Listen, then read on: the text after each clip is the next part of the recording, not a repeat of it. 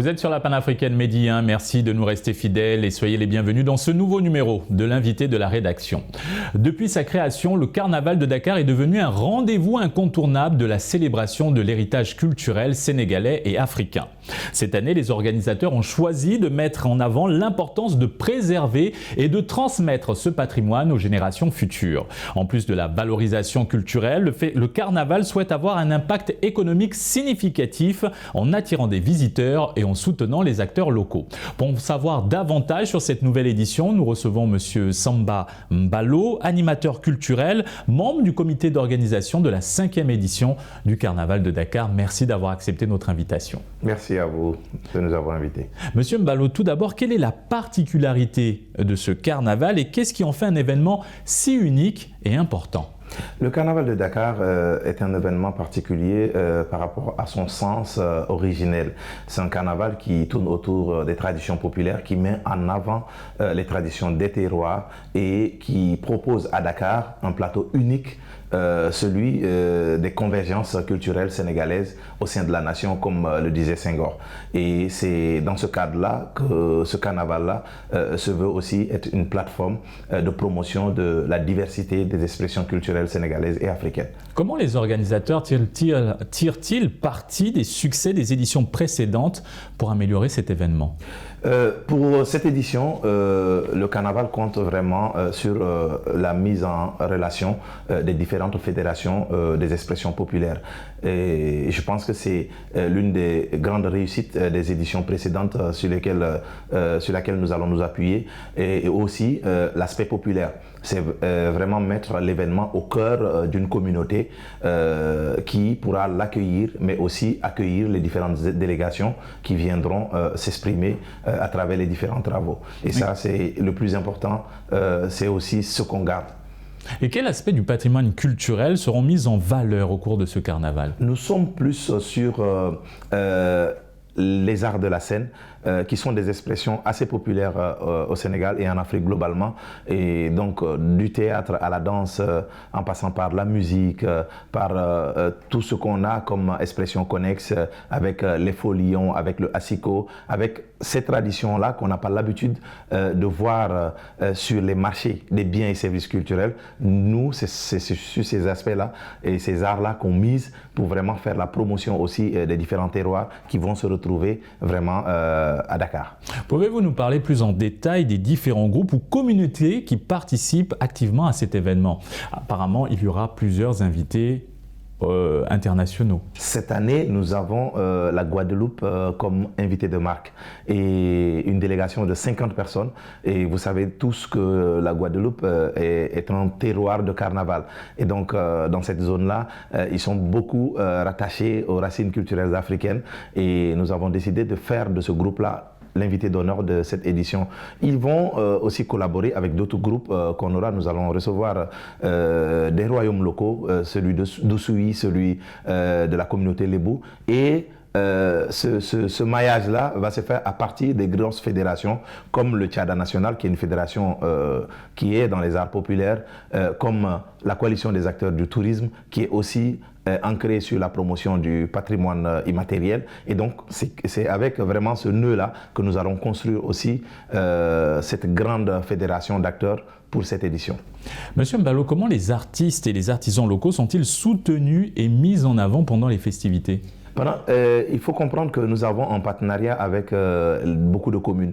Et le but, c'est vraiment de faire valoir la notion de compétences transférées au niveau des collectivités territoriales. Et le carnaval permet aux communes de pouvoir directement appuyer des artisans et des artistes locaux qui viendront durant les festivités à Dakar et pouvoir présenter les produits et les expressions de ce terroir-là. Et donc, c'est un partenariat gagnant avec les institutions locales qui permet aussi de mettre en œuvre la territorialisation des politiques publiques. Maintenant, quel impact économique anticipez-vous pour les acteurs culturels locaux grâce à ce carnaval ? Déjà, il y a le premier impact, il est d'abord au niveau de la visibilité, puisque nous sommes sur des traditions populaires, des expressions qui ne sont pas tout le temps mises en valeur, il y a le fait de pouvoir les promouvoir à travers les médias, à travers les différentes plateformes du carnaval.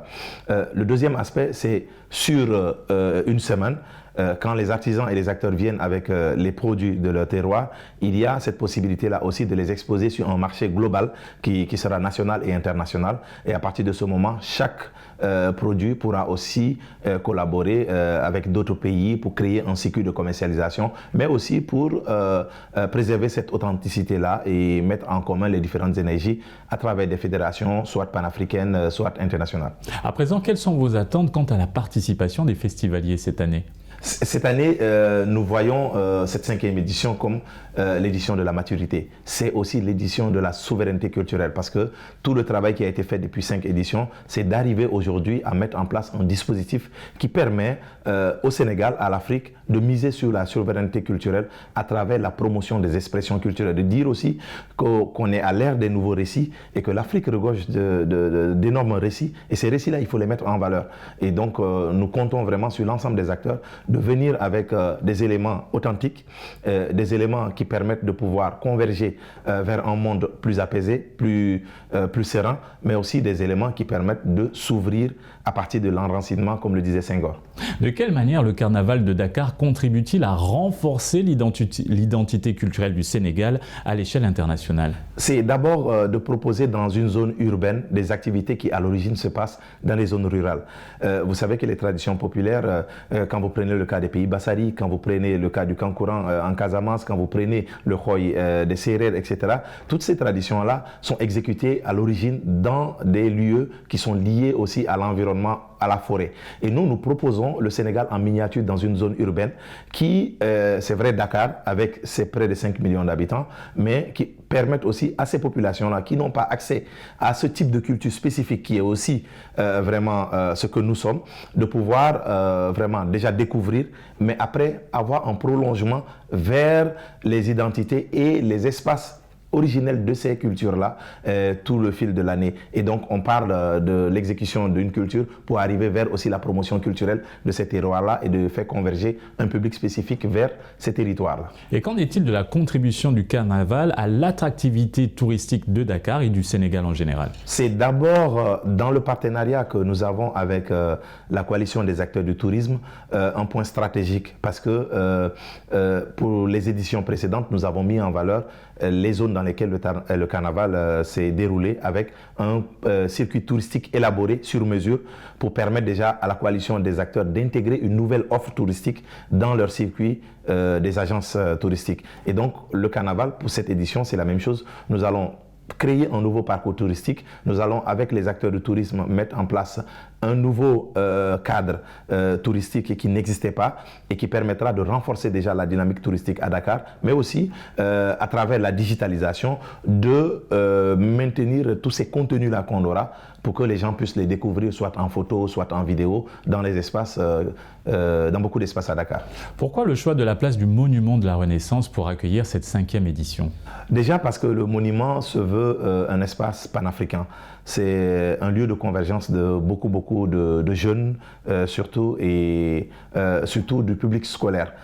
Puisque cette année, le public scolaire est un public particulier que nous voulons viser pour qu'il puisse déjà enfant découvrir ces expressions-là de la diversité culturelle sénégalaise. Et donc, un lieu stratégique au cœur de Ouakam et toujours en faveur de la communauté Lébou, puisque nous sommes sur la presqu'île du Cap-Vert. Donc, développer un autre partenariat avec la communauté Lébou encore pour mettre en avant ce patrimoine-là, qui est le patrimoine de Dakar, qui est aussi la pointe de Dakar qui est tournée vers l'extérieur. Et donc, c'est un choix stratégique, c'est un choix aussi d'accessibilité, c'est un choix aussi d'attractivité par rapport à l'espace. Monsieur Mbalo, maintenant pour conclure cet entretien, que diriez-vous à toutes ces personnes qui n'ont pas encore vécu et participé au carnaval de Dakar? Il faut juste venir, il faut être présent à Dakar durant toutes ces festivités, il faut participer à la promotion des expressions de la diversité culturelle sénégalaise et vraiment pour atteindre cette souveraineté. Donc venez, nous allons communier ensemble. Monsieur Samba Mbalo, merci pour cet éclairage et encore merci d'avoir accepté cette invitation. Merci à vous. Et c'est ainsi que s'achève cette émission. Excellente suite des programmes sur la panafricaine.